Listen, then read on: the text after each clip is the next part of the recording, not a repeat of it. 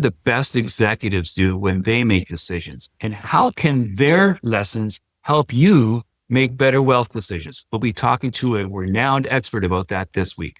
This is Make Better Wealth Decisions, a podcast dedicated to helping pre-retirees and retirees manage risk and economic uncertainty by adopting a pension-style approach to improve your risk-return trade-off. I'm your host, John DeGoey, a portfolio manager with Design Securities in Toronto. This week, we're speaking with Jim Reed. Jim is a seasoned executive and a trusted advisor who knows what it takes to build high-performing teams and lead organizations through transformational growth. Through his career, he's guided 6 different CEOs, led through some significant change, and helped thousands of leaders unlock their potential. So we're going to be talking about leadership and decision-making this week. Jim, how are you? I'm great, John. Thanks for having me here today. It's great to be with you. It's a pleasure for me too. And I wanted to begin by asking you to hold up a copy of your most recent book so the people can see what it is here. Can you hold that up, please? Yeah, for sure. I mean, this is what it looks like. And it was it's a book I wrote when Patty, during the pandemic. And my wife, Patty, was in television. She got up at 3:30 in the morning and I got up, made her coffee, and then wrote a chapter a month and got it done.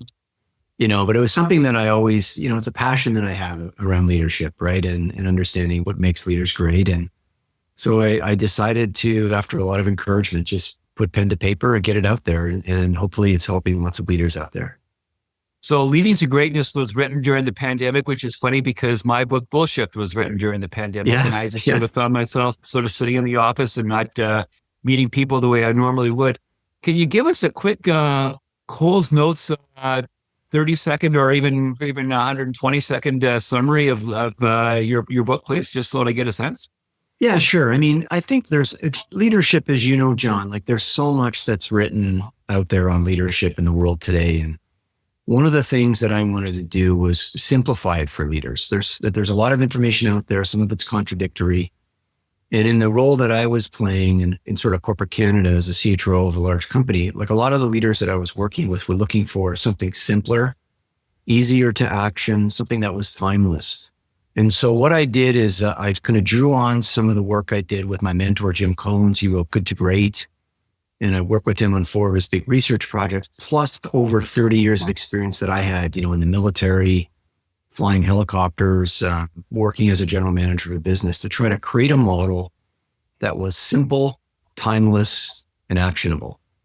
And there's basically 5 principles that I lay out in the book. And they're at a high level, it's, having clarity around your personal values and purpose. That's your foundation for leadership in life. And most leaders that I work with are pretty clear, but not clear enough. Second principle is around having clarity on what I would say are your deep strengths and your passion. Again, this is another area where people are sort of clear on things, but not clear enough to really distinguish themselves. And when you get that kind of clarity on strengths and passion, it creates your best path for success in life. So I hope, today I coach a lot of leaders on getting clarity, and that of course helps them, but it also helps them build out their teams. Number 3 was consistently making the right people decisions. I mean, there's no question, even in the investment world, you think about the team you put around you, the team of advisors that you put around you, the right people, they have to fit with what you believe in, what you're trying to accomplish. It's huge. And then 2 other quick ones. One is around engagement, being engaged. And the last one is around really being disciplined. Discipline being sort of that extra gear. For me as a pilot, I think about it as the afterburner, right? Like, when you kick the throttle into afterburner, discipline brings you a level of precision around how you lead, how you think about leading, and all the kinds of how you make decisions, for instance, and how you kind of drive hard for the results that you're trying to achieve. And I can't help but notice the similarities between decision-making for leadership and decision-making in personal finance, because a lot of it is just what you say. It's focus and discipline, knowing your strengths, knowing when to pass off, and hopefully consulting people who can help you if you don't have the wherewithal, but playing to your strengths as well and building on them. Let's talk about something in general about leadership. I want to know, because it's rare for me to get in front of a true leadership expert, and I believe you are one. What would you say makes a great leader? I think the first thing is, it's like anything, John, if you think about all the work you've done in personal finance over the years, you do it because you have a passion for. So one of the things that I see in the absolute best leaders is they love to lead, right? They just have this incredible passion for leading others, for building followership, for getting people to feel safe and to kind of go on the journey that they want people to go to convince them to do the things that need to be done. So the first thing is they just have to have a passion for it, right?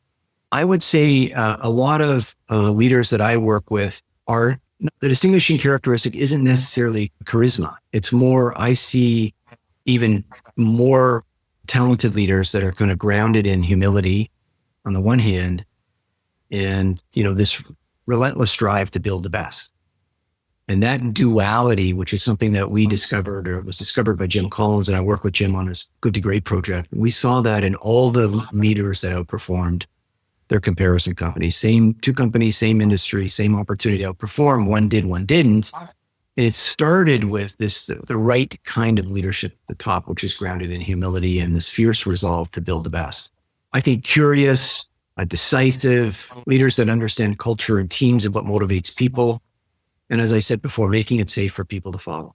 That's what. Okay, so you've mentioned Jim Collins a few times, and although I haven't read Good to Great, I did sort of take an idea that was in Good to Great, and I've used it in my book, Bullshit.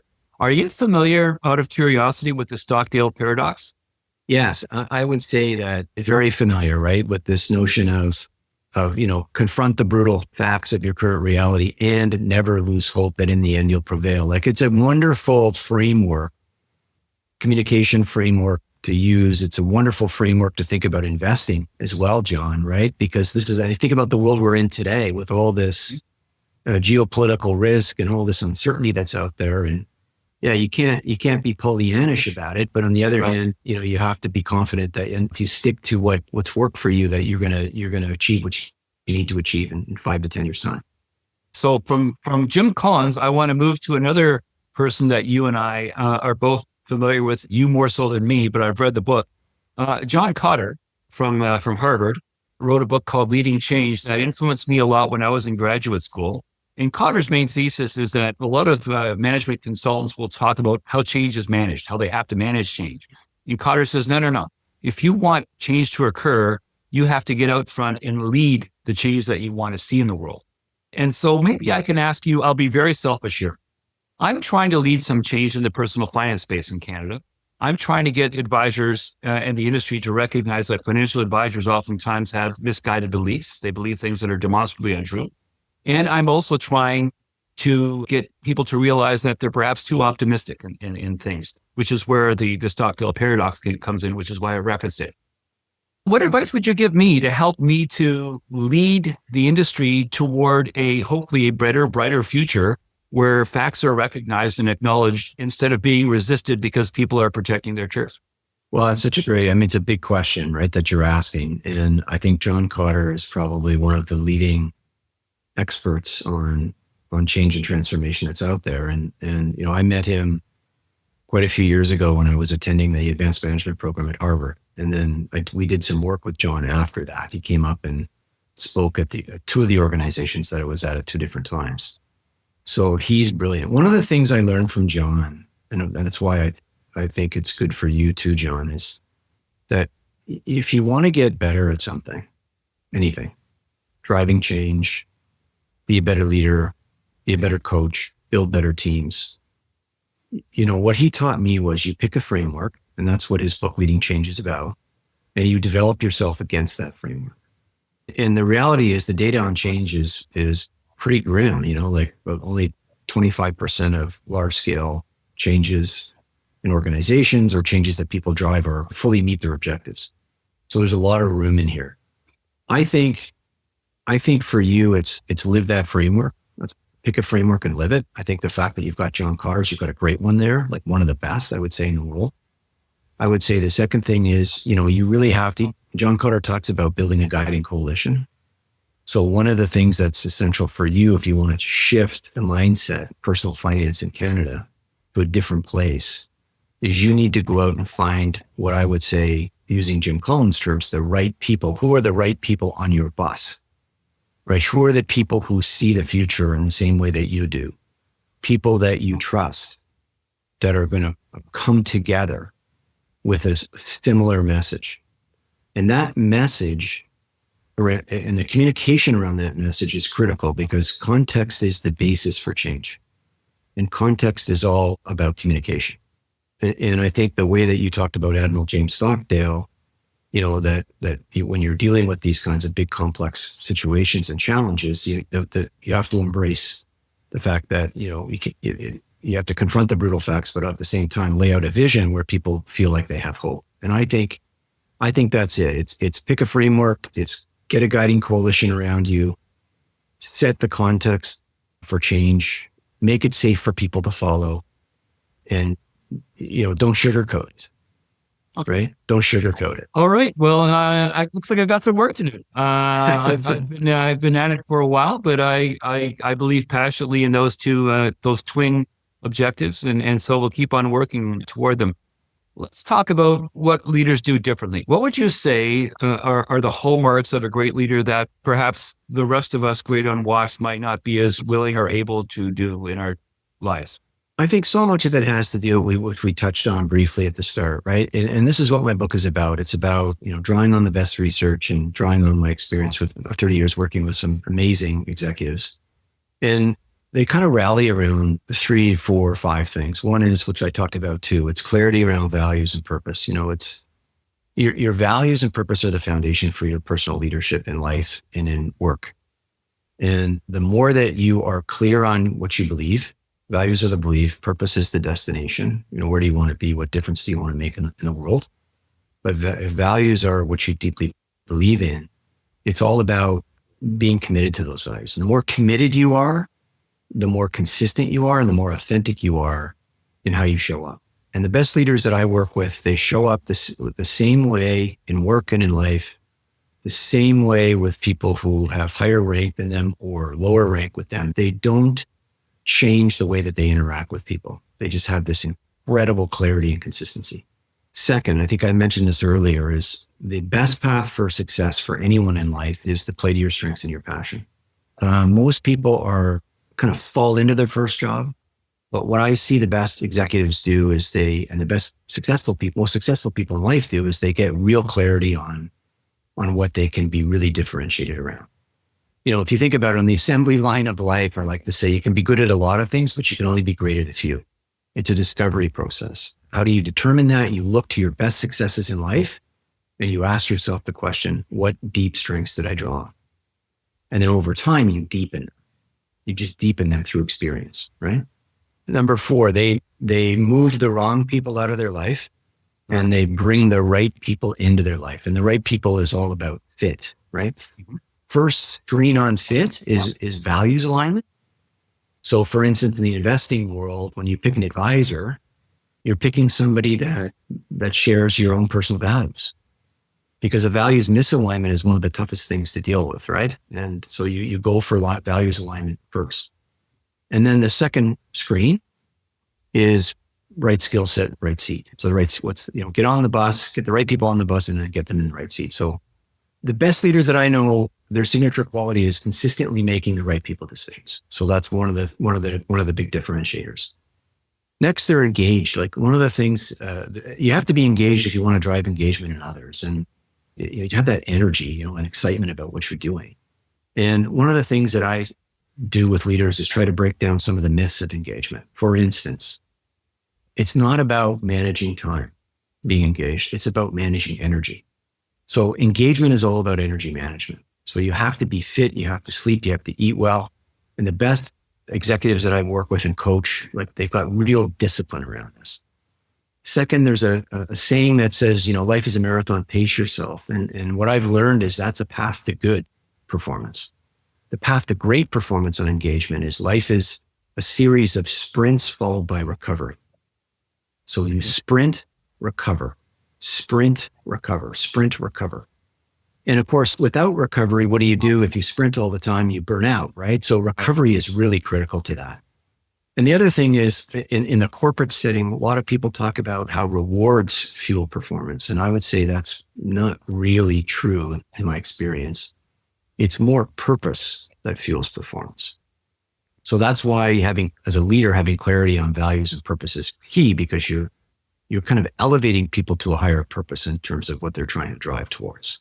That's excellent. Okay, so the podcast is called Make Better Wealth Decisions, and I've asked you about the attributes of great leaders, and you've touched on decision making a couple of times, but I'm wondering if you could offer something specific with regard to decision making. What exactly would you say differentiates leaders from other people with regard specifically to their capacity for decision making? Yeah, it's such a great question. When you're working with top level anything, executives, advisors, and just members of the community, there's certain things that they do differently, right? When to make better decisions. The first is that I see is in the coaching work that I do is they're very clear on what the end game is for them. Some would call that they're very clear on their strategy and their priorities, right? So they have, and when I say clear, I mean like they're locked in, laser-like clear, right? So that's number one. They know where they are and they know where they want to be in 5 to 10 years' time. And they're very committed to that path.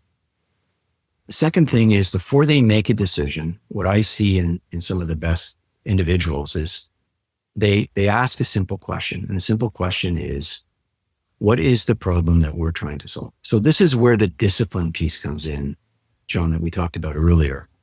Most leaders jump into solution or jump to the answer. And what I see the best decision makers do, that before they jump, they are very clear on the problem they're trying to solve. So a disciplined before diagnosis is malpractice. Yeah, exactly right. Disciplined deep dive. And then they live in the world of options. Once they're clear on strategy, they define the problem they're trying to solve, they tend to live in the world of options. Which options are more risky? Which options are less risky? Which options are easier to execute on, more complex to execute on? What kind of people and talent do I need if I'm going to drive this decision, right? Or is the option on strategy or off strategy? It's off strategy, it's off the table, this kind of thing.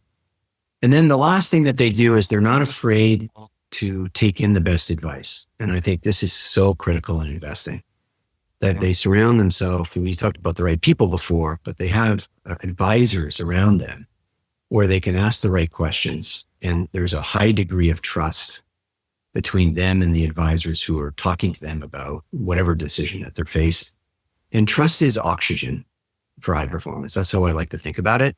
The higher the trust, the better the performance. The higher the trust, the deeper the relationship with the advisor. So I think trust is fundamental to making great decisions. But let me stop there and then throw it back to you and your experience. No, I think this is all wonderful. And this is an uncommon discussion because normally I talk to people about finance expressly and then things like leadership come in as a byproduct. This is the opposite. This is the jujitsu where we're talking about leadership first and then personal finance comes in as a subtext. But it's all good. I deliberately wanted to have you on precisely to talk about decision-making and how the best decision makers go about it. And that's where I want to end. And so the podcast is called Make Better Wealth Decisions.